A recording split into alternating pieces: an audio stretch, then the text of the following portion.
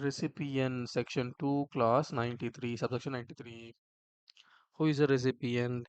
The consideration is payable for a supply of goods or service or both. A person who is liable to pay for consideration.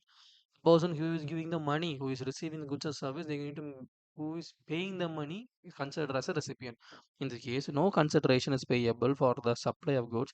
The person to whom goods are delivered or made available, or to whom the possession or use of the goods are made or made available. There is no consideration involved. No? Who receives the good? Who is say I agree to receive the goods? Then he will be considered as a recipient.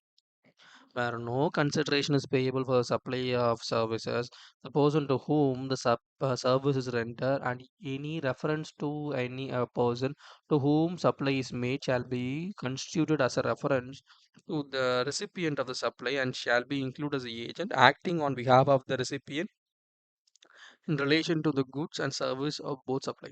Sometimes the actual recipient won't receive it, someone else will receive in behalf of him. That is the agent who may receive the good and then after he will be considered as a recipient. That's it.